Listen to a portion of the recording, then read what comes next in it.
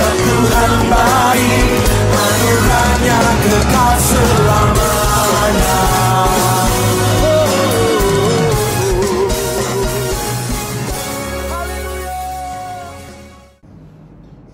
Shalom dan selamat pagi saudara-saudari yang saya kasihi. Kita bersyukur karena pagi ini kita bersama-sama sekali lagi dalam kita merenungkan firman Tuhan di pagi yang indah. Dan biarlah kita selalu mendekati Tuhan, karena itulah satu-satunya kerinduan kita, yaitu mencari wajah Tuhan. Sebelum kita memulakan renungan pagi ini, saya menjemput kita semua berdoa. Bapa Surgawi, kami bersyukur karena pagi ini sekali lagi kami datang di hadirat Tuhan membawa syukur pujian kami kepada Engkau. Berkatilah kami Tuhan, dan kami bersyukur karena Engkau telah memberikan hidup yang baru pagi ini karena penyertaan Tuhan dan anugerah Tuhan. Berkatilah kami semua Tuhan yang mendengarkan firman-Mu dan memuji Tuhan, supaya hari demi hari kami sentiasa haus akan firman-Mu dan merindukan firman-Mu. Inilah doa kami berdoa dalam nama Tuhan Yesus Kristus. Amin. Baiklah saudara-saudari, mari kita mengangkat satu pujian, yaitu Allah Roh Kudus.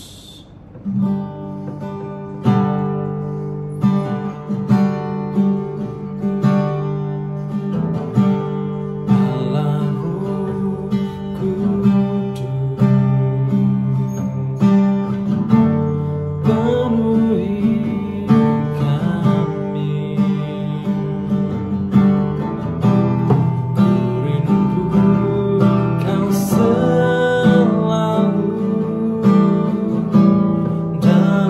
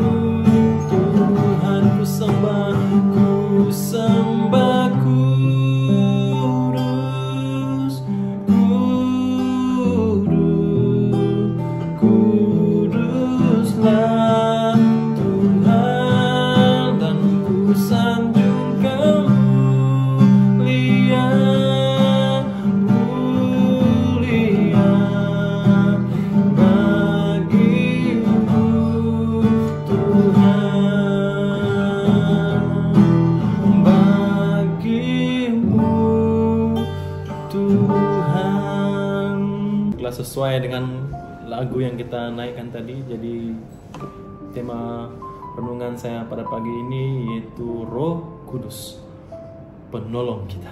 Ya.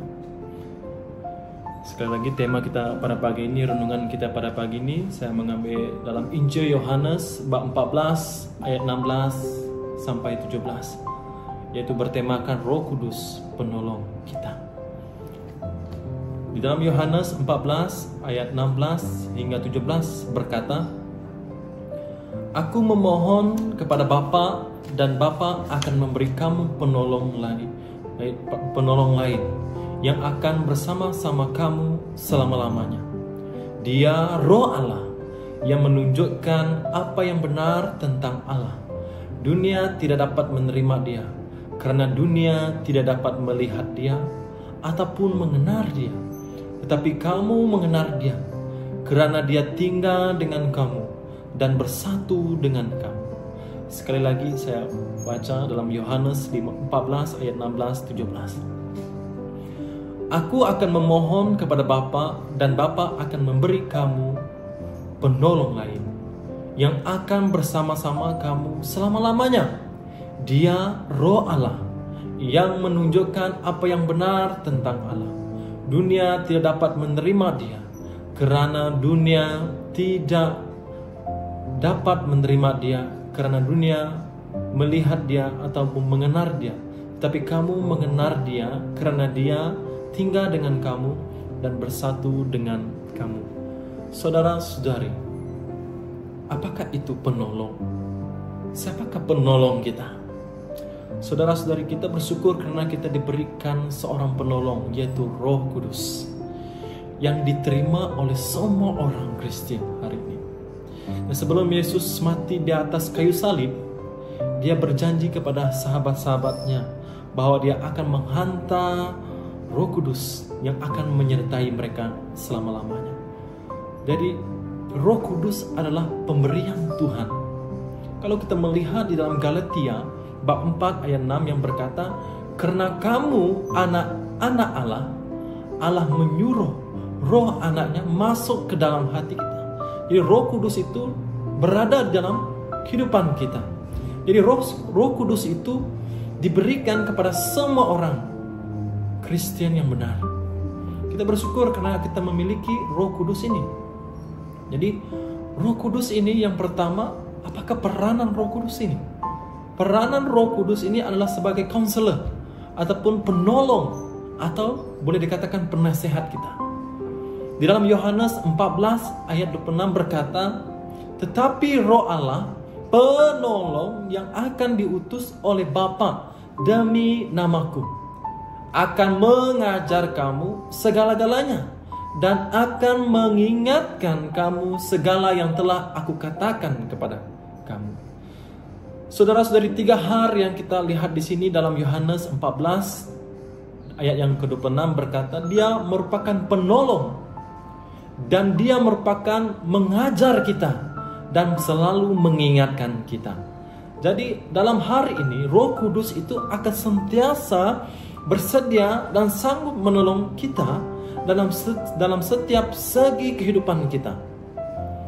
Jadi Roh Kudus itu merupakan harta yang terindah. Ya, Roh Kudus itu merupakan harta yang terindah. Dalam 2 Timotius bab 1 ayat 14 berkata, peliharalah harta yang indah yang dipercayakannya kepada kita oleh Roh Kudus yang diam di dalam kita. Saudara-saudari, Roh Kudus itu merupakan harta yang terindah kita. Kita harus menjaga Roh Kudus itu dengan baik. Karena Roh Kudus itu adalah memelihara kita. Roh Kudus itu selalu menolong kita, mengingat kita, mengajar kita perkara yang benar. Apatah lagi mengingatkan kita, menyadarkan kita apa itu dosa. Jadi ketika kita berdosa, Roh Kuduslah yang sering mengingatkan kita. Ketika kita bersalah, Roh Kuduslah yang menyadarkan kita. Itulah penolong kita, yaitu Roh Kudus. Bahkan Roh Kudus itulah memimpin kita pada kebenaran. Saudara-saudari, kalau tiada Roh Kudus dalam kehidupan kita, sudah pasti kita akan menyimpang daripada hidup kebenaran. Sebab itu kita bersyukur ketika Tuhan memberikan Roh Kudus ini, penolong yang setia, supaya kita sentiasa berjalan sesuai dengan kebenaran Tuhan. Jadi kita harus mengingatkan diri kita, karena di dalam Efesus bab 4 ayat 30e yang mengatakan, dan janganlah kamu mendukakan Roh Kudus Allah. Saya ulangi lagi, dalam Efesus bab 4 ayat 30e yang berkata, janganlah kamu mendukakan Roh Kudus Allah. Saudara-saudari, kita bersyukur karena kita sudah memiliki hidup yang baru ini. Kita sudah dilengkapi dengan kehidupan yang baru ini yang Tuhan berikan. Apatah lagi Roh Kudus yang tinggal dalam kita ini, janganlah kita mendukakan Roh Kudus. Apatah lagi kita tahu perkara itu dosa, dan kita sudah tahu perkara itu salah, tetapi Roh Kudus itulah yang mengingatkan kita, mengajar kita supaya kita tidak melakukan perkara yang tidak menyenangkan hati Tuhan. Saudara-saudari yang saya kasihi, sebab itu kamu harus membenarkan Roh Kudus memenuhi dan menguasai kehidupan kamu, karena Roh Kudus menjadikan kita lebih menyerupai Yesus dengan menghasilkan buah Roh Tuhan dalam diri kita. Sekali lagi saya ulangi, kita haruslah membenarkan Roh Kudus menguasai dan memenuhi kehidupan kita, karena Roh Kudus menjadikan kita lebih menyerupai Yesus dengan menghasilkan buah Roh Tuhan dalam diri kita. Apa itu buah? Itu menjadi teladan yang baik, menjadi saksi yang baik, mengasihi Tuhan. Itulah yang dimaksudkan buah. Sebab itu Roh Kudus ini sering mengingatkan kita, mengajar kita apa yang baik, supaya kita sentiasa menuju jalan yang benar, supaya kita hidup di dalam kebenaran. Jadi sebab itu janganlah kita mendukakan Roh Kudus. Jangan kita merosakkan kehidupan kita ini kepada benda-benda yang melibatkan dosa, supaya hidup kita ini sentiasa dipenuhi dan dikuasai oleh Roh Kudus. Jadi firman Tuhan sampai di sini saja. Biarlah Roh Kudus sentiasa memenuhi kita, menguasai kita. Mintalah dengan Tuhan supaya Tuhan menolong kita setiap hari dalam menjalani kehidupan kita, agar Roh Kudus menolong kita supaya kita menjauhkan diri daripada hal-hal yang tidak menyenangkan Tuhan. Apatah lagi hidup di dalam dosa. Kita tahu bahwa dosa itu tidak menyenangkan Tuhan. Sebab itu Roh Kudus menolong kita. Amin, saudara-saudari. Sampai di sini saja firman Tuhan, dan biarlah kita terus dikuasai firman Tuhan hari ini. Bukan saja kita mendengar, tapi biarlah kita mempraktikkan firman Tuhan itu dalam kehidupan seharian kita. Kita memerlukan Tuhan dalam hidup kita seharian kita. Jadi marilah kita berdoa saat ini supaya Tuhan memberikan kita hikmat kebijaksanaan dalam kita menjalani kehidupan seharian kita. Kita memerlukan Roh Kudus menolong kita dalam menjalani kehidupan ini. Mari kita berdoa.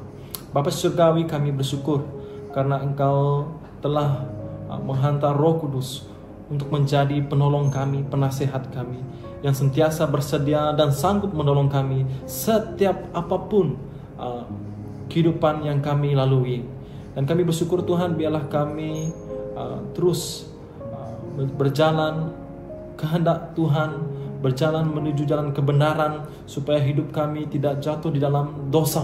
Kami tahu Tuhan, apabila kami tidak mengutamakan Tuhan, pasti hidup kami akan mulai terpesong dan akan melakukan perkara-perkara yang tidak menyenangkan hati Tuhan. Dengan pertolongan Roh Kudus Tuhan, kami dapat bersama-sama berjalan seiring dengan Tuhan, dan kami dapat melihat bagaimana Tuhan bekerja dalam kehidupan kami. Berkatilah kami Tuhan, dan kami bersyukur karena Roh Kudus inilah yang menyertai kami selama-lamanya. Terpujilah nama-Mu Tuhan. Inilah doa kami berdoa dalam nama Tuhan Yesus Kristus. Amin. Jumpa lagi, Tuhan memberkati kita semua.